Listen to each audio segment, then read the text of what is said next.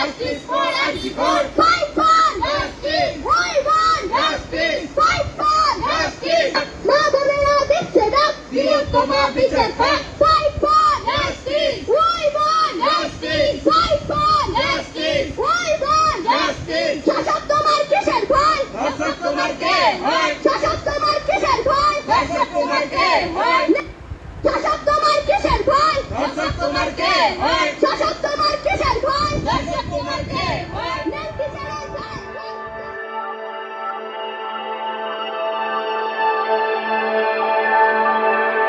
আমি মানে আজকে চারিদিকে যে যা হচ্ছে, এত এত মানুষের মিছিল, এত মানুষের বিচার চাওয়া, এটাতে খুব আমি ভরসা পাচ্ছি বা খুব বিশ্বাস করছি এমনটাও বলা মুশকিল, বা খুব হতাশ হচ্ছি এমনটাও বলা মুশকিল।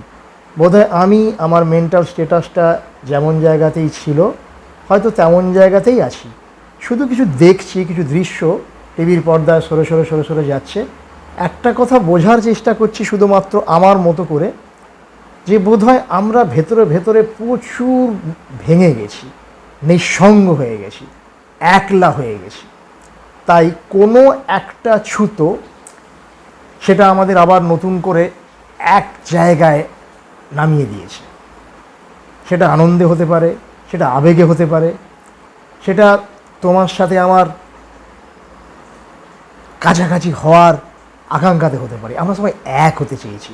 মানে মানুষ না একা থাকতে ভয় পায়, এই ভয়টা নিয়ে আমরা আছি। তো এই সময় আমাদেরকে এই ভয়টা বেশি বেশি ধরিয়েছে যে তুমি কিন্তু একা থাকো, তুমি আর কারোর কাছে যেও না, আর কারোর সাথে মেলো না, আর কারোর সাথে তোমার কোনো ব্রিজ সেটা তৈরি করো না, আমরা কিন্তু নজরদারি করছি। ফলে আমি আমার মতো করে একটা ঘেরাটোপ বানিয়ে ফেলেছি, বলতে পারো না খাঁচার ভেতর আসি। হ্যাঁ, খাঁচার ভেতর যারা বাঘ থাকে তাদের মতো করে, বা আমাদের চিড়িয়াখানাতে যে পশুগুলো থাকে তাদের মতো করে তারা খায়, ঘুমোয়, এন্টারটেন করে। এইটা হঠাৎ করে কোথাও একটা অন্যরকম ভ্যারিয়েশান নিয়ে এলো। হঠাৎ করে হয়তো বলা হলো ওই খাঁচাটাকে একটু বাড়িয়ে দেওয়া হলো। একটা ছোট খাঁচার মধ্যে আমাদের রাখা ছিল, রেখে দেওয়া হয়েছিল, একটু বড় খাঁচায় দিয়ে দেওয়া হলো, এবং সেখানে আরও কিছু আমার মতো কারো সঙ্গে আমার দেখা সাক্ষাৎ হয়ে গেল। এই বিষয়টা একটা অন্যরকম ছবি আমার সামনে সরে সরে সরে সরে যাচ্ছে, এবং সেটা আমি এনজয় করছি না এন্টারটেন করছি না বিশ্বাস করছি না আনন্দ পাচ্ছি বলা মুশকিল। তবে এটুকু বলতে পারি যে ভীষণ একটা চোরা আবেগের আউটব্লাস্ট করেছে, এবং সেটার একটা পজিটিভিটি এটাই যে আবেগ এখনও ফসিল হয়ে যায়নি, এবং সেই আবেগকে আমি তো চিরকাল আবেগপ্রবণ মানুষ, আবেগকে সম্মান করি। শুধু যেটা স্পেসিফিক দরকার সেটা একটা প্রপার গাইড এবং একটা আইডিওলজি।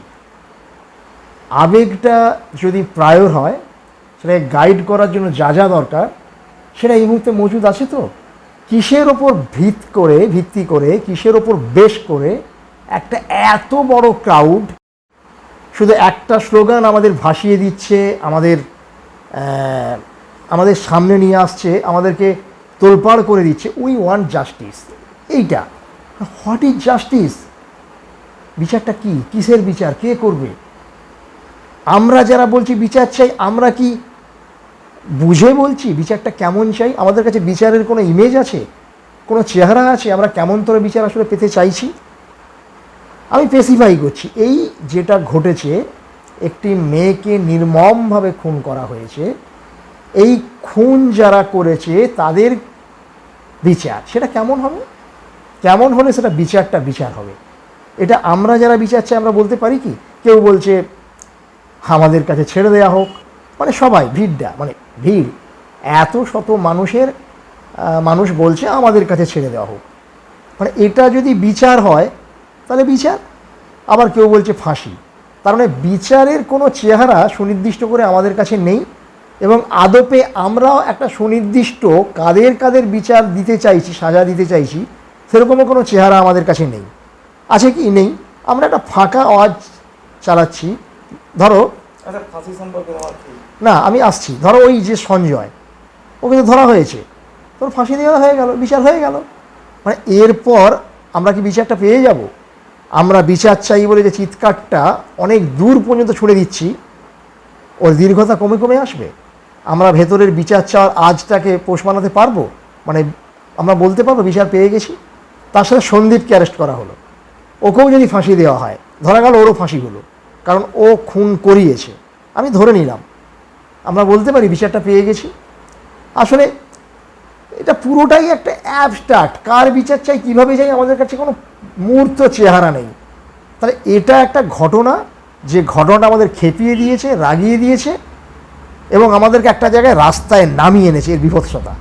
তো এই পুরো রাগটা, পুরো ক্ষোভটা, পুরো আক্রোশটা আসলে সঞ্জয়ের বিরুদ্ধে, না সন্দীপের বিরুদ্ধে, না এন্টার সিস্টেমের বিরুদ্ধে? এটা আমরা একটু স্পেসিফাই করি। কার বিরুদ্ধে, আমরা কার বিরুদ্ধে রেগে আছি? এটা সুনির্দিষ্ট করে বলি, একটু খোলসা করে বলি, সেটা বলতে পারছি কি? কেউ কেউ হয়তো বলছে, যারা বলার চেষ্টা করছে তাদেরকে বলা হচ্ছে তারা বিরোধী রাজনৈতিক দলের লোক। একবারে আরও পরিচ্ছন্ন পরিষ্কারভাবে বললে বলা হবে সিপিএম অথবা বিজেপি অথবা অ্যান্টি তৃণমূল বা সরকার বিরোধী যারা, তারা আমাদেরকে দাগিয়ে দিচ্ছে, সরকারকে দাগিয়ে দিচ্ছে। তাহলে এই পর্যন্ত যদি খোলসা করা হয়, তাহলে এটা থেকে কি সিদ্ধান্ত আসা যেতে পারে? সরকারটাকে সরিয়ে দেওয়া হলো। হ্যাঁ, হতে পারে এইরকম মাস মুভমেন্ট হলে বাংলাদেশে যা হয়েছে এবং বাস্তিল দুর্গের পতন হয়ে গেছে, হতে পারে কালকে এই সরকারটাকে ফেলে দেওয়া হলো, মমতা ব্যানার্জি ওখান থেকে সরে এলো, আমরা বিচার পেয়ে যাব। হ্যাঁ, আমাদের আপাত রাগ প্রশমিত হবে, আমাদের আপাত যে ক্ষোভটা প্রশমিত হবে, আমাদের যে প্রতিদিন টিভির পর্দা যে দূষণগুলো, দৃষ্টি দূষণগুলো নিয়ে আমরা বেঁচে আছি, আমাদের চোখের সামনে ওই যে সমস্ত ক্ষমতাশালী লোকগুলো যে জেস্চার নিয়ে হাজির হয়, যেভাবে কথা বলে, যেভাবে ক্ষমতাকে এনজয় করে, তো ক্ষমতার একটা শ্লীল, সুসভ্য এবং সুন্দর আর্টিস্টিক চেহারা আমি আমার জীবদ্দশায় খুব একটা দেখেছি কিনা সন্দেহ। হ্যাঁ, মানে কীরকম দেখেছি, রবীন্দ্রনাথকে দেখেছি, কিন্তু রবীন্দ্রনাথকে তো আমরা জীবনে পাইনি। বিশাল ক্ষমতাশালী মানুষ, চিন্তায়, চেতনায়, অর্থে, কৌলিন্যে, সেই ক্ষমতাবান মানুষটার কাছে দাঁড়ালে আমি ভেতরে ভেতরে, আমাকে রবীন্দ্রনাথ বলে না মাথাটা নিচু করো, আমার সবটা নিচু হয়ে যায়। আজকের যারা ক্ষমতা, তারা কি বলে? তারা প্রথমেই আমার কাছে দাঁড়ায় যে তুমি দুর্বল, তুমি ক্ষমতাহীন, তুমি এইটুকু, তোমাকে দূরবীন দিয়ে দেখা যায়, ফলে তুমি কি, আমি কি, এটা প্রথমেই তার উপস্থিতি আমাকে জানান দিয়ে দেয়। তো এই রকম একটা জায়গায় আমরা দাঁড়িয়ে আছি এবং তারই ইম্প্যাক্ট আজকের এই খুন, যে খুনের ধারাবাহিকতা ক্ষমতাকেন্দ্রিক পলিটিক্সের একটা রেজাল্ট। মানে পলিটিক্স কী চায়? ক্ষমতা অর্জন করতে। তো ক্ষমতা কী চায়? অন্যকে দমিয়ে রাখতে, অন্যকে তার কথা, তার মত, তার চিন্তা, তার আকাঙ্ক্ষা, তার ডিমান্ড সবগুলো চাপিয়ে দিতে। তো একটা দুর্বলকে একটা ক্ষমতাবান মানুষ যা করা তাই করেছে। মেয়েটি দুর্বল, যারা তাকে খুন করেছে তারা সবল। ফলে একজন সবল আর দুর্বলের এই যুদ্ধ, এটাকে কেবলমাত্র একটা উই ওয়ান্ট জাস্টিস এই সীমারেখা দিয়ে আমরা যদি মূল বিষয়টাকে অমীমাংসিত রেখে দিই, তাহলে আজকের এই উত্তাল কলকাতা 10-20 বছর পর আমি আমার সন্তানকে রিওয়াইন্ড করিয়ে কি দেখাবো ওই ঘণ্টাখানেক সঙ্গে সুমনে, শুধু যে এরকম চালিয়ে দেখ একটা ঘটনা ঘটেছিল? এই হিস্ট্রিটা পাঠ করব কেন? এই হিস্ট্রিটা আমাকে কি দেবে? আমার পরের জেনারেশন এখান থেকে কী পাবে? সেই দিকে আমি অনুরোধ করব, যারা যারা সমাজটাকে জানেন, ক্ষমতাতন্ত্রের শেকড়টাকে জানেন, ক্ষমতার অ্যাসপিরেশন কি জানেন, তারা ক্ষমতার উৎসটায় যান, সেই শেকড়টাকে উপড়ে টেনে ছিঁড়ে ফেলার চেষ্টা করুন। আমি বলবো তাহলেই বোধহয় আমাদের যে আবেগ এবং উল্টো দিকে চিন্তা, এই দুটোর একটা হারমোনিক ইন্টিগ্রেশন হবে। এবং আশা করব আজকে শুধু তো মাস বলতে যা বোঝায় সেটা নয়, অপর্ণা সেনের মতো মানুষ তিনিও এসে বলছেন আমি একজন সাধারণ মানুষ। আমরা তো জানি অপর্ণা সেন নিশ্চিত সাধারণ একজন মানুষ, কিন্তু আমাদের মতো সাধারণ মানুষের প্রেরণা একজন শিল্পী মানুষ, তিনি চিন্তা করতে পারেন, ভাবতে পারেন। ওনাদেরই দায়িত্ব দেব যে আমাদের এই গোটা খোল নলচেটা পাল্টে দেওয়া যায় কোন প্রক্রিয়ায় আর কখনো কোনো দিন আমি ওই মেয়েটির মতো সকাল থেকে সন্ধে পর্যন্ত রেপ হব না। আমি একজন পুরুষ সকাল থেকে সন্ধে পর্যন্ত 12 ঘন্টা যদি জেগে থাকি তাহলে 12 দুগুণে 24 বার রেপ হই। ঘরের কোণ থেকে বাজার, রাস্তাঘাট, মুদিখানা, আমি যেখানে যেখানে যাই আমার চারপাশটাতে আমি অসম্মানিত হই, আমি খুন হই, আমি রক্তাক্ত হই। হ্যাঁ, আমি বেঁচে আছি। এই বেঁচে থাকাটা আমি চাইনি। আমার মতো যারা একটু আবেগ সম্বল মানুষ, একটু বাঁচাটাকে অন্যরকমভাবে পেতে চান, যাদের আকাঙ্ক্ষা আছে একটা অন্যরকম পৃথিবী সামনে নিজেকে রাখার, তারা প্রতিদিন আমার মতো নিগ্রহ হচ্ছে, নির্যাতিত হচ্ছে, খুন হচ্ছে, ধর্ষিত হচ্ছে। ফলত শুধুমাত্র একজন মেয়ে রেপ হচ্ছে, একজন মেয়ে খুন হচ্ছে এই ব্যবস্থায়। এটা আজকের এই ঘটনাটা দিয়ে আমরা এই ঘটনাটাকে সুনির্দিষ্ট করে সুনির্দিষ্ট বিচার সমাধানের মধ্য দিয়েই আমাদের এত বড় আবেগের যে সংগঠন, এত বড় আবেগের যে হারমোনিক একটা রিদিম, সেটা যেন হ্যাপি এন্ডিং না হয়ে যায়। আমি এটাই সমস্ত বুদ্ধিজীবী চিন্তাশীল মানুষের কাছে আবেদন রাখব যে আদপে এই সংস্কৃতি, এই কালচার, এর ভিত্তিটাকে টেনে হিঁচড়ে নামাতে হবে। এবং এটার জন্য আমি সবিনয় অনুরোধ করব, যারা আপনারা রাস্তায় নেমেছেন, স্বস্তিকা, শ্রীলেখা, উল্টোদিকে বোম্বেতে দীপিকা পাড়ুকোন, নামতে পারে সানিয়া মির্জাও, অনেকেই নামতে পারে, এটা তাদের রাইট, এটা তাদের গণতান্ত্রিক অধিকার। তিনি কোন অন্যায়ের প্রতিবাদ করবেন, কখন নামবেন, এটা বলার আমি কে? কিন্তু আমি অনুরোধ করব যে যদি প্রতিবাদ করার আমার অধিকার থাকে, আপনার থাকে, ঠিক একইভাবে এই ধর্ষণ, এই খুন কেন হচ্ছে তার দায় স্বীকার করে নেওয়ার অধিকারও যেন আমাদের থাকে। আমি, আপনি, আমরা কোথাও দায়ী থেকে যাচ্ছি না তো আজকের এই খুন? আজকেও বোধহয় আমি দেখলাম কোথাও একটা 13 বছরের বাচ্চা রেপ হয়েছে। এই কদিন আগে উড়িষ্যাতে একটি ডাক্তার একটি বাচ্চাকে রেপ করেছে হসপিটালে। চা বাগানে হচ্ছে, ওয়েস্ট বেঙ্গল জুড়ে হচ্ছে, ভারতবর্ষ জুড়ে হচ্ছে, পৃথিবী জুড়ে হচ্ছে। আমি বলছি এটা শুধু কেবলমাত্র একটা মেয়ে ধর্ষিতা হয়েছে প্রশ্নটা এইভাবে না দেখে যদি এভাবে দেখা যায় খুন বা ধর্ষণ একজন মানুষ হয়েছে। ঠিক মনে করার চেষ্টা করুন, যখন দ্রৌপদীকে ধর্ষণ করা হচ্ছে, আমি ওটাকে ধর্ষণই বলবো। সমস্ত বীর এবং বুদ্ধিজীবীরা আছেন, সেখানে একটি মহিলার শরীর থেকে তার লজ্জাবস্ত্র কেড়ে নেওয়া হচ্ছে। তো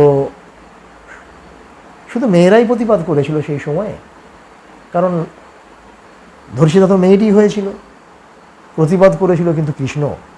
আমার মনে হয় কৃষ্ণ ইউনিসেক্স নয়, হেটেরোসেক্সুয়াল, এবং আমার মনে হয় কৃষ্ণকে আমরা পুরুষ হিসেবেই দেখি, প্রেমিক হিসেবে দেখি। এবং দুঃশাসন বলে যে ক্যারেক্টারটা, তাকে বোধহয় মনে হচ্ছে খুব নৃশংসভাবে ভীম সম্ভবত মেরেছিল, বুকটুক চিরে। এবং আমার মনে হয় ভীম একজন পুরুষ। তাহলে ব্যাপারটা কি দাঁড়ালো, যে একজন নারী যখন লাঞ্ছিতা হচ্ছে, প্রতিবাদটা কিন্তু পুরুষ করেছে। এবং অতগুলো পুরুষ এবং 100 জন ভাই যখন সবাই উপস্থিত আছে, 99 জন ভাই যখন ওটাকে এন্টারটেন করছে, এনজয় করছে ওই দৃশ্যটাকে, একজন সেটা মেনে নিতে পারেনি। ওই ভাইদের বিকর্ণ, সেখান থেকে বেরিয়ে গেছে। তো আমি বলছি এই অধিকারটা যেন আমরা অর্জন করতে পারি। যখন সবাই বলবে তখনই আমি সেটাকে বলবো এটা অন্যায়। যখন সবাই মুখ বুঝে থাকবে, সবাই বলার মতো জায়গায় থাকবে না, তখন আমি আমি নিরাপত্তাহীনতায় ভুগবো, বা আমি বলতে ভয় পাবো, অথবা আমি ঝাঁকের কোয়ের মতো আমার আশ্রয় খুঁজে নিয়ে আরামে থাকবো। এমনটা যদি হয় তাহলে আমার এই আবেগের প্রতি আমি নিজেই কি সুবিচার করব? ফলত আমি যখন যখন একা আমার প্রতিবাদটাকে বাঁচিয়ে রাখতে পেরেছি, লড়াইটা জিইয়ে রাখতে পেরেছি, যেখানে যতটুকু বলার চেষ্টা করেছি, সেটা ফর্ম যেভাবেই হোক, নাটকে হতে পারে, শিল্পে হতে পারে, বক্তব্যে হতে পারে, ছবি আঁকায় হতে পারে, আমি একা, আমি সেটাকে সৎ বলবো না কেন? ফলত শুধুমাত্র অনেকে রাস্তায় নেমেছে, আমার কলোনি নেমেছে, আমার পাড়া নেমেছে, আমার রাজ্য নেমেছে, আমার দেশ নেমেছে, সারা উপমহাদেশ নেমেছে, ফলে তো আমাকেও নামতে হবে। এটার মধ্য দিয়েই আমি আমার প্রতিবাদটার প্রতি সঠিক সুবিচার করছি, এটা মনে করার যে আত্মতৃপ্তি, সেটা কিন্তু সামনে শারদীয়াতে এসে কার্টেন ফেলে দেবে, ক্যাটাস্ট্রফি টেনে দেবে। আমার বিশ্বাস একটা পুজো আমাদের এটাকে ভুলিয়ে দেবে। কেন কি? এই জন্যই ভুলিয়ে দেবে, পুজো এসে যাওয়ার পর আমরা সবাই চারিয়ে যাব ভিড় দেখে। কেউ বিরিয়ানি দোকানে যাব, কেউ শপিং মলে যাব, কেউ আত্মীয় বাড়ি যাব, কেউ ঠাকুর কোন প্যান্ডেলে কোন কোন ঠাকুর, কোথায় কোন থিম, এইভাবে আমরা আমাদের ইন্ডিভিজুয়াল চয়েসগুলো আলাদা আলাদা করে নেব, করে নিয়ে আমরা অন্য একটা এন্টারটেনে চলে যাব। কেন কি? আমরা বড্ড এন্টারটেন চাই, ইস্যু যাই হোক, বিষয় যাই হোক। আমি এমন বলার চেষ্টা করছি না যে এটাতে আপনারা এন্টারটেন করছেন, আমি সজাগ থাকতে বলবো আমাকেও, যে কেবলমাত্র একটা নৃশংসতাকে সবাই আছে এই ভেবে আমি আছি, সেটা যেন কোথাও এই ভিড়ের একজন এন্টারটেন আছে গা পুইয়ে আমি আবার না চারিয়ে গিয়ে ব্যক্তি হয়ে যাই। এটা আমাকেও এই প্র্যাকটিসটা জারি রাখার জন্য চাপকাবো, কখনো কখনো গাইড করব এবং বলবো নিজের সঙ্গে নিজে কথা। এটা একটা প্রশ্ন। এবং দ্বিতীয় প্রশ্ন, যে আপনি প্রতিবাদে নামবেন যেমন আপনার অধিকার, আমার কি একটু অধিকার আছে যে আপনাকে মনে করিয়ে দেওয়া? শিলাজিৎ, বেশ কিছুদিন আগে আপনি কারো বিভাজিকাতে ট্যাটু আঁকছিলেন, এবং সে ট্যাটুটা যখন আঁকছিলেন আমার খুব মনে হয়েছিল যে একজন শিল্পী যেভাবে তার শিল্পকর্মের সঙ্গে মেল্ট হয়ে যায়, আপনার জেস্চার, আপনার উপভোগ, আপনার লীন হয়ে যায়, তেমন ছিল না। আপনি কোথাও সেই সাহসটা দেখাতে চেয়েছিলেন যে উন্মুক্ত বিভাজিকাতে কীরকম ছবি আঁকছেন আপনি যার বুকের ওপর এই ছবিটা আঁকছিলেন, সে এবং আপনি দুজনে মিলেই আমাকে কোথাও সিডিউস করতে চাইছিলেন, আমাদের সমাজকে সিডিউস করতে চাইছিলেন। আমি অনুরোধ করব, আপনারা যারা শিল্পী বলে দাবি করেন, একটু ভেবে দেখুন শিল্পীর সংজ্ঞা কী। সময়ে সময়ে শিল্পীর সংজ্ঞা পাল্টাবেও। শিল্পের সাথে বাণিজ্যের কোলাবোরেশন অনেক আগে হয়েছে, অনেক দিন আগে হয়েছে। সেটা বদলাতে বদলাতে বদলাতে বদলাতে আজকে ওপেন মার্কেট। আজকে আমরা সবাই যদি গোটাটাই বিক্রি হয়ে যায়, শিল্পকর্ম এবং শিল্পী, হাতে রইল কি? পেন্সিল। একমাত্র সওদাগর। আমার সবটাকে যদি সে সওদা করে নেয়, তাহলে তোর বড়ি খাড়া, আমি কিসের শিল্পী? ফলে আমি এটা বলার চেষ্টা করব, আপনি কতটা শিল্পী আর কতটা দোকানদার, এটা খেয়াল রাখুন। আপনারা যখন কোনো চরিত্রে অভিনয় করছেন, ঠিক তখনই বোধহয় আপনি সেই চরিত্রের মতো বিহেভ করুন। পর্দায়, মঞ্চে আপনি ন্যাংটো হন, আপনি নুড হাঁটুন, আপনি বিভাজিকা দেখান, আপনি শিশুকে স্তন পান করান, আপনি যা যা করা দরকার ওই চরিত্রের জন্য করুন। শুধু আপনাদের অনুরোধ করব, অফ স্ক্রিন অযথা অকারণে উন্মুক্ত শরীর, বা যেটাকে আপনারা শিল্প বলেন, সেই শিল্প প্রদর্শন আমাদের সমাজে এভাবে প্রদর্শন করার জায়গায় বোধহয় আমরা এখনও এসে উঠিনি, পৌঁছইনি। তার জন্য লড়াই বাকি থেকে গেছে। আপনি আমাদের রাস্তা দিয়ে, আমাদের পাড়া দিয়ে, আমাদের বাজার দিয়ে, হ্যাঁ মানে কি বলবো, আপনার শরীরের কিছু অংশ উন্মুক্ত রেখে হাঁটবেন, আপনার ইচ্ছে করতে পারে।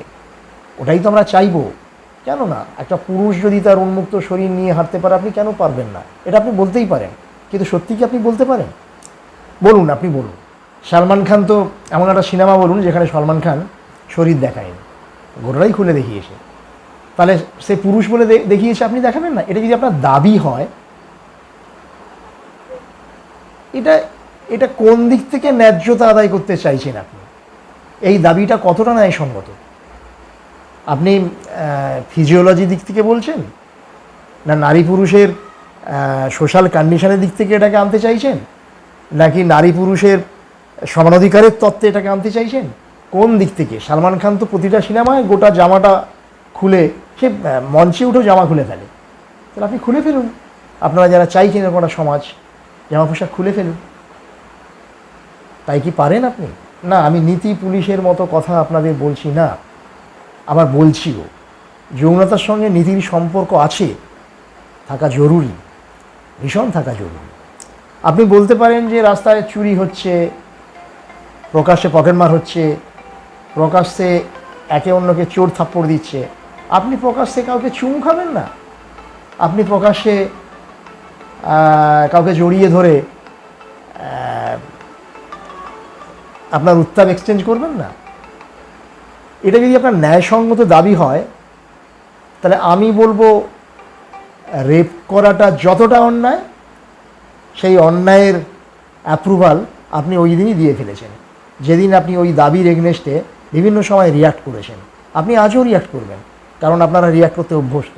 তো শুধু কেবলমাত্র যদি আজকের এই নৃশংসতার বিরুদ্ধে আপনাদের নামাটা কেবলমাত্র একটা রিয়াক্ট হয়, তাহলে আমি বলবো তার আয়ু দুর্গাপুজো পর্যন্ত এগোবে কিনা সন্দেহ আছে।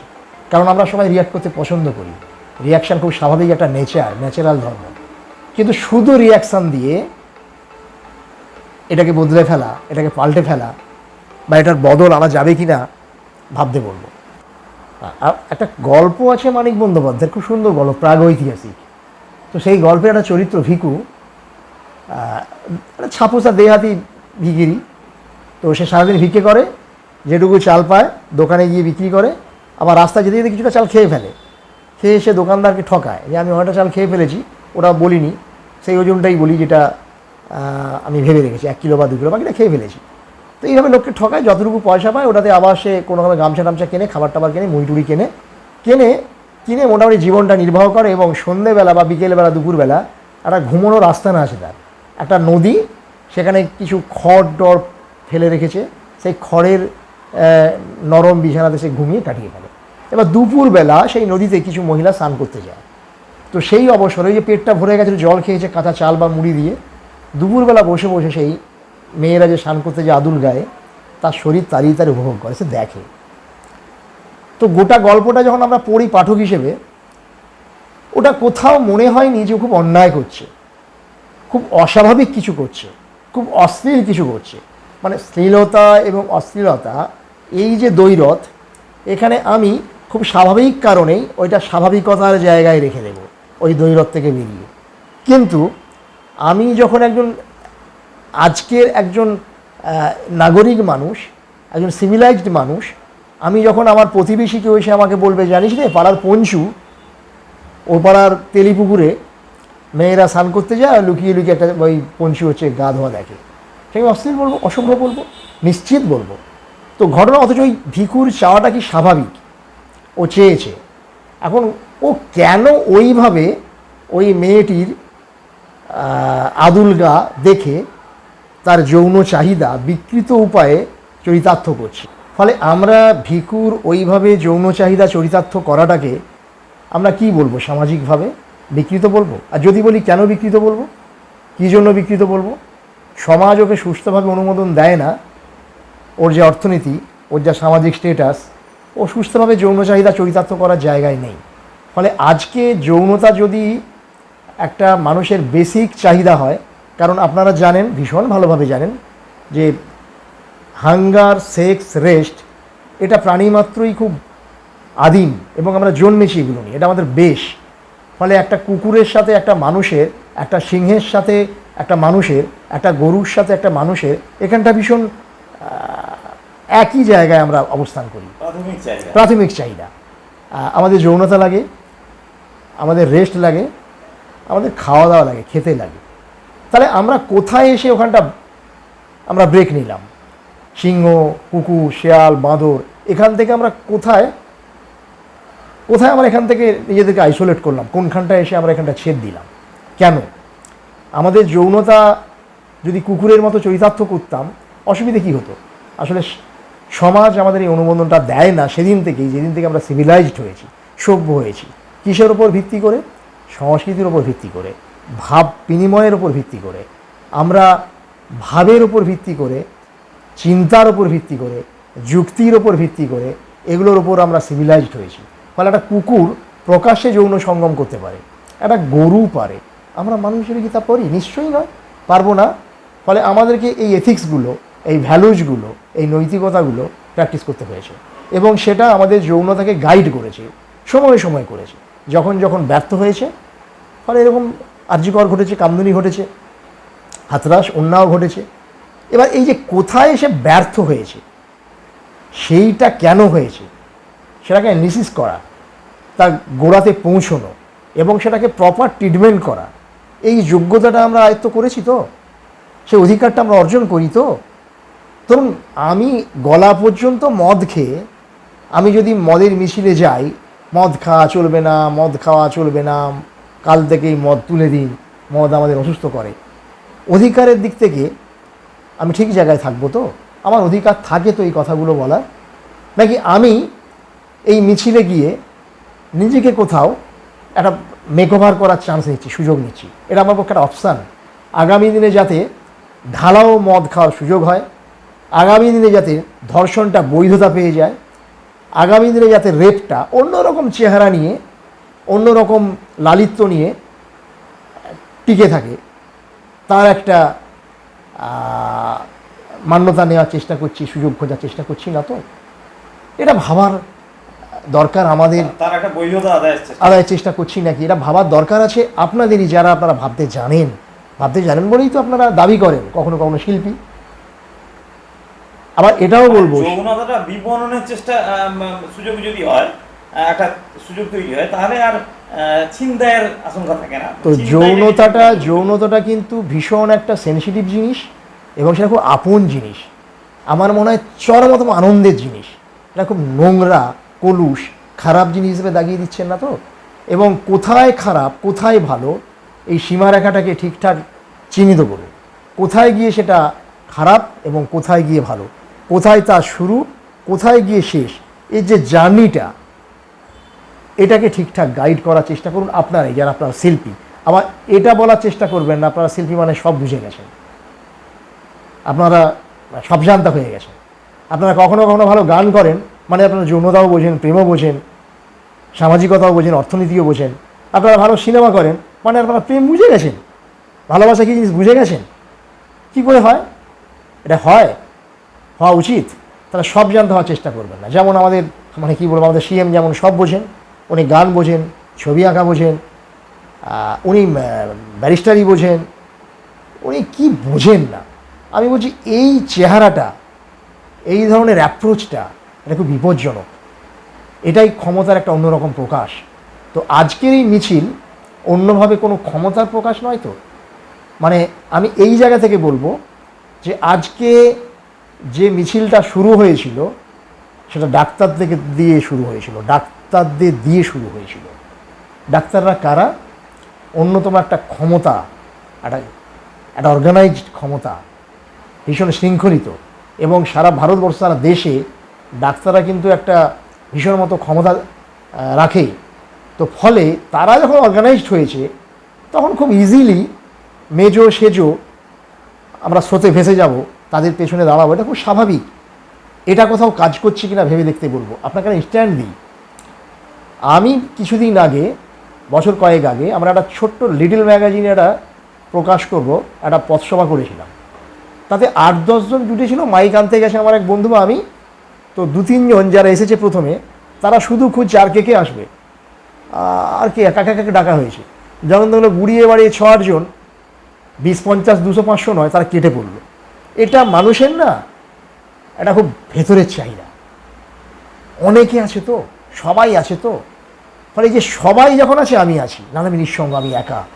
এই একাকিত্বের বীর্যটা কতটা আপনাকে দৌড় করাতে পারে, কতটা দম রাখতে পারে, সেটার একটা টেস্ট দিন, পরীক্ষা দিন। আপনি যখন একা লড়াইটা দিতে পারবেন না, যুক্তি দিয়ে, মেধা দিয়ে, বুদ্ধি দিয়ে, শৌর্য দিয়ে, বীর্য দিয়ে, সেদিনই আপনি হয়ে উঠতে পারবেন যথার্থ প্রতিবাদী। নিশ্চিত সবার সঙ্গে থাকবেন, সবার সাথে না থাকলে তার ইম্প্যাক্টটা ঘাতে গরম পাওয়া যাবে না। কিন্তু আপনি একা দাঁড়াননি কেন এতদিন?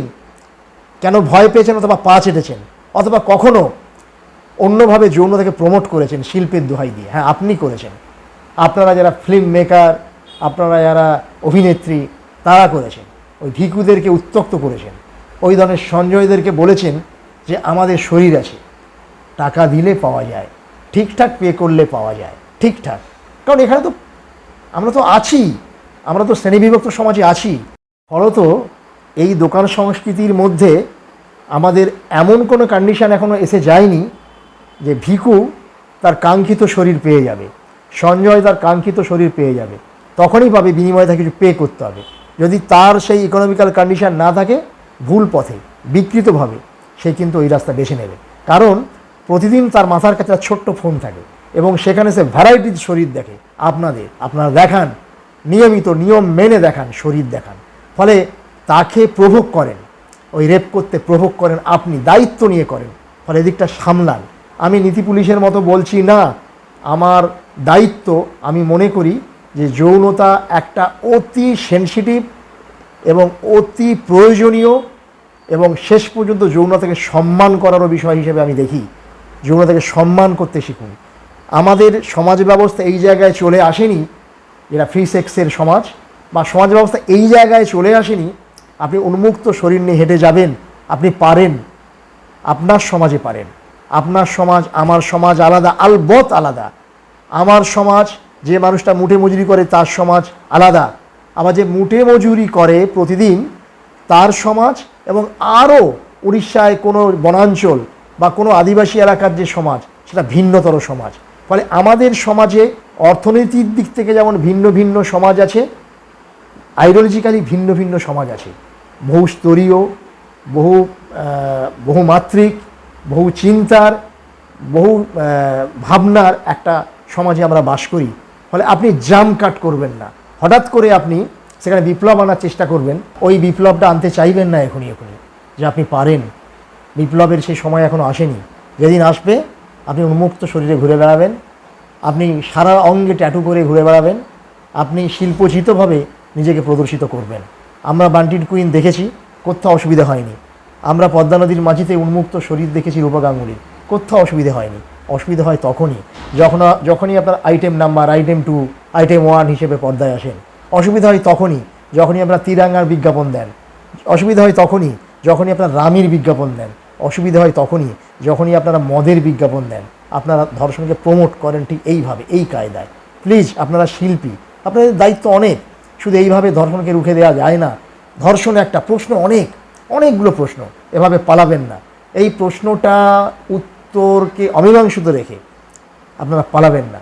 আপনারা যদি পালিয়ে যান, তাহলে আমার মতো সংখ্যালঘু ভীষণ একা, কোথাও না কোথাও, কখনো না কখনো আপনাদের জন্য একটু অমীমাংসিত ঘৃণা রেখে যাবই। পারলে আপনি রুখে দেবেন। আবারও বলছি, আপনারা পালাবেন না। ধর্ষণ একটা, খুন একটা, প্রশ্ন অনেকগুলো প্রশ্ন। আজকে এই সরকারটা সরে যাক, আমি চাই। আমার সামনে কোনো ক্ষমতা না আসুক, আমি চাই। নিশ্চিত আপনিও চান। আপনি যদি সত্যি সত্যি ধর্ষণ রুখে দিতে চান, তাহলে আপনার সামনে ক্ষমতার চেহারা নিয়ে কেউ আসবে, আপনি চাইবেন না। আলটিমেট ক্ষমতা নামক জিনিসটাকে আপনারা সরিয়ে দিন, টেনে হেঁচড়ে নামিয়ে দিন। ক্ষমতা সে কিচ্ছু কথা বলে না। ক্ষমতা ক্ষমতা চায় রেপ করতে, ধর্ষণ করতে, খুন করতে, আপনাকে দমিয়ে দিতে, আপনাকে বোবা করে দিতে। ফলে ক্ষমতা যতদিন থাকবে ততদিন রেপ হবে নানানভাবে। এই রেপের কোনো জেন্ডার হয় না। আমি আবারও বলছি, আমি প্রতিদিন ধর্ষিত হই, প্রতিদিন খুন হই, আজকে রাজনীতির দ্বারা, আজকে সমাজের দ্বারা, আজকের ক্ষমতাশীলদের দ্বারা প্রতিদিন রেপ হই। আমি নিশ্চিত আপনিও হন। তাহলে শুধু আজকে একটা মাত্র সঞ্জয়, একটা মাত্র সন্দীপকে যদি কালকেই ফাঁসিয়ে লটকে দিই, এই গোটা প্রশ্নটা মীমাংসা হয়ে যাবে, এই বিশ্বাস নিয়ে ঘর ফিরবেন না। প্রয়োজনে একটা দুর্গাপুজো বাতিল করুন। আমি অনুরোধ করবো আমরা সবাই মিলে চেষ্টা করি এবছরের জন্য শারদ উৎসবকে বাতিল করি। আমরা পারি, আমরা যখন ভিড়ে থাকি আমরা পারি, আমরা যখন আবেগে থাকি আমরা পারি। সেই আবেগটা যখন এসেছে একটা জায়গায় যখন আবেগটা ঘনীভূত হয়েছে, এই আবেগটাকে দিয়ে আমরা ছিটকে দিই এবছরের থিমগুলো, এবছরের দুর্গা পুজোগুলো, এবছরের ওই বিরিয়ানি উৎসবগুলো, এবছরের এন্টারটেনগুলো, আমরা এটাকে আরও লম্বা করি, দিয়ে বাকি যে সিরিজগুলো প্রশ্নের সেগুলো ফেস করি। আরও কী প্রশ্ন আছে পেছনে সেগুলো, অন্ধকারগুলো কী আছে সেগুলো তেড়ে ফুঁড়ে বের করি। কোথায় একটু আলো দেখা যাচ্ছে। আসুন সবাই মিলে দেখি, যারা আমরা প্রতিদিন আমার মতো লাঞ্ছিত হচ্ছেন, ধর্ষিত হচ্ছেন, নিপীড়িত হচ্ছেন, শুধু উন্নাও, কামদুনি, পার্কস্ট্রিট, উত্তরবঙ্গ, আজকের কার্যকর, হাতরাস, এগুলো নয়, আরও অনেক মহিলা, অনেক পুরুষ, অনেক মানুষ, শেষ পর্যন্ত অনেক মানুষ, আমি আবারও বলবো অনেক মানুষ এবং নারী এবং পুরুষ, যেগুলোকে আপনার বন্ধুত্ব বলেন। আজকে নারী পুরুষের বন্ধুত্বের প্রশ্নই তো বলুন না আপনারা, কাকে বলে নারী পুরুষের বন্ধুত্ব? আপনি বলুন, এই প্রশ্নটা মীমাংসা হয়েছে? কবে শেক্সপিয়ার বলেছে নারী আর পুরুষের বন্ধুত্ব হওয়া সম্ভব নয়? কেন সম্ভব নয়? একটি নারীর আবেগ থাকে, পুরুষের আবেগ থাকে, শেষ পর্যন্ত থাকে সেখানে যৌন আকাঙ্ক্ষা। তার কী করে বন্ধুত্ব হবে? তো বেসিক। আমাদের আইরিশ কবি অস্কার ওয়াইল্ড কী বলে গেছে? নারী পুরুষের সম্পর্কের মাঝখানে, বন্ধুত্বের মাঝখানে কি থাকে? শরীর থাকে, আকাঙ্ক্ষা থাকে, ভালোবাসা থাকে, অথবা তীব্র ঘৃণা থাকে। তাহলে এগুলো থাকে, এগুলো বেশি। তাহলে এগুলো মীমাংসা করি কী দিয়ে? ওই নৈতিকতা দিয়ে, ভ্যালুজ দিয়ে, মূল্যবোধ দিয়ে, যেগুলো তার প্রতিদিন প্র্যাকটিস করার জিনিস। আমি যার শরীরটা ছোবো, যার আঙুলটা ছোবো, যার শরীর ছোবো, বা যার উত্তাপে আমি তলিয়ে যাব, তার গালে আমি সেলফি আঁকবো না, সেলফি তছনছ করে দেবো, সেটা অনেক দিন আগে থেকে তার রণন তৈরি হবে, অনেক দিন আগে থেকে। সেই রণনটা কে দেবে? শিল্প, সাহিত্য যুগে যুগে দিয়েছে। ভালোবাসা শরীরের পরে জন্মেছে, আগে শরীর তো বেশি প্রায়র। ফলে ভালোবাসা, স্নেহ, অ্যাফেকশান, মূল্যবোধ, এগুলোর প্রশ্ন আসে বই কি। আপনি বা আমি 40টা বিয়ে করুন, 40 বার প্রেমে পড়ুন, প্রশ্নটা সেটা নয়। অ্যাডাল্ট্রি আর মানে পলিগামি এক জিনিস নয়। পলিগামি করুন, সেটা কিসের ভিত্তিতে? পলিগামি তো সুন্দর, একটা দারুণ জিনিস, প্রেম তো দাঁড়িয়ে আছে পলিগামির ওপর, কিন্তু সেটা কিসের ভিত্তিতে?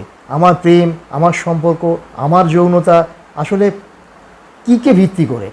আমি আমার অন্ধকার থেকে আলোর দিকে যাচ্ছি তো? আমার জার্নিটা কোন দিকে? না শুধুমাত্র আমাকে নিয়ন্ত্রণ করবে আমার যৌন জীবন, আমার ব্যক্তি জীবন, আমার সামাজিক জীবন, সবটাই নিয়ন্ত্রণ করবে ফিউডাল বায়াসনেস এবং তথাকথিত ধনতান্ত্রিক কিছু লোক, মানে যারা আমাদের সবটাকে নাচাবে, তারাই। আর আমরা তাদের জন্য দোকানটা খুলে উন্মুক্ত হয়ে বসে থাকবো এবং আমাদের যাবতীয় কিছু জলাঞ্জলি দিয়ে বিক্রি বাটা করবো নিজেদেরকে, এবং সেটাকে কোথাও দিনের শেষে নাম দেবো শিল্পী। এটা থেকে বেরিয়ে আসুন। শিল্প এবং শিল্পী এত ছোট নয়। যেখানেই শিল্প এবং শিল্পী তার সামাজিক দায়িত্ব হারিয়ে ফেলে, মুছে ফেলে, সেখানেই তার মৃত্যু ঘটে। উৎপল দত্তের একটা কথা মনে আসে, উৎপল দত্তের কথা, বুদ্ধিজীবীদের রাস্তা কোন দিকে, নকশালবাড়ি না বেশ্যাবাড়ি? তো আপনি ঠিক করুন আপনার রাস্তা কোন দিকে। আসলে আবারও বলছি, পলিগ্যামি আর অ্যাডাল্ট্রি এক জিনিস নয়। আপনি পরকীয়া করুন, কিন্তু দায়বদ্ধতা, দায়িত্বের সাথে করুন। আপনি কেন করছেন, কিসের জন্য করছেন, কিসের জন্য আপনি তার বুকে মাথা রাখছেন, কিসের জন্য তাকে চাইছেন, তার ভিত্তিটা কী, তার বেসটা কী, কিসের এগনেস্টে? আমি নিশ্চয়ই যে সম্পর্ক পচে গেছে, যে সম্পর্ক ঘায়ে রক্ত পড়ছে, সে সম্পর্কটা টিকিয়ে রাখবো, যৌন দাসত্ব করব, আমি ভীষণ একগামী। আমি আমার স্বামী স্ত্রী ডিভোর্স দিইনি, দেখেছো আমরা একে অন্যকে কীরকম টিকিয়ে রেখেছি, 100 বছর ঘর করছি পদে লাথি খেয়েও। এরকম সম্পর্ক আমি রাখতে বলবো না। এই সম্পর্কের মধ্যে সত্যিই দাসত্ব আছে, যৌনতার দাসত্ব। এই সম্পর্কের মধ্যে সত্যিই পরাধীনতা আছে, এই সম্পর্কের মধ্যে সত্যি লাঞ্ছনা আছে, নীচতা আছে, হীনতা আছে। এখান থেকে বেরিয়ে এসে আপনি পলিগামিই করুন, কিন্তু কিসের ভিত্তিতে? সেই সম্পর্ক আপনাকে এই নিকৃষ্ট থেকে, এই নিম্নগামিতা থেকে উত্তরণ ঘটাবে তো, যেখানে রেপ থাকবে না, ধর্ষণ থাকবে না, যেখানে বিকৃতি থাকবে না, লালসা থাকবে না। যেখানে মমত্ব থাকবে, মনুষ্যত্ববোধ থাকবে, নৈতিকতা থাকবে। শেষ পর্যন্ত আমি এটাই বলতে চাইছি যে যৌনতার সঙ্গে নৈতিকতা এবং মূল্যবোধ এবং কন্ডিশন, সমাজ সম্পর্ক, অর্থনৈতিক সম্পর্ক আলবৎ আছে। ফলে এই প্রশ্নগুলোকে আমরা পরে পরে সামনে আনবো এবং এগুলোর সাথে লড়াই করব, লড়াই দেব। এই জন্যই দেব কারণ কি আমি শিল্পী, এবং এই জন্যই আমি শিল্পী, আমি দায়িত্ববান, আমি দায়িত্বশীল শিল্পী। শুধু আমাকে সন্তুষ্ট করব, আমার ছবি আমি নিজে দেখব, এই জন্যই আমি আমি শিল্পী নয়। এই আত্মরতি থেকে বেরিয়ে এসে, এই ভিড় থেকে বেরিয়ে এসে কখনো কখনো যখন আমি একলা হাতে লড়াইটা নিতে পারবো, সেদিনই বলবো আমার সত্যিকার অধিকার আছে এই রেপের বিরুদ্ধে লড়াই করার। নমস্কার, আপনারা সবাই ভালো থাকবেন। আপনাদের লড়াইয়ে আমি প্রাণিত, আপনাদের আবেগ আমার খুব আবেগ মথিত করেছে। শুধু আমি এটাই বলবো, আমাকে হাত বাড়িয়ে দিন, যে হাতটা দিয়ে রক্ত ঝরছে, আমার হাত দিয়েও রক্ত ঝরছে। সত্যি বলছি, দুটো রক্তাক্ত হাত পাশাপাশি এলে সিস্টেমটা বদলে যাবে, পাল্টে যাবে। আসুন আমরা লড়াই দিই।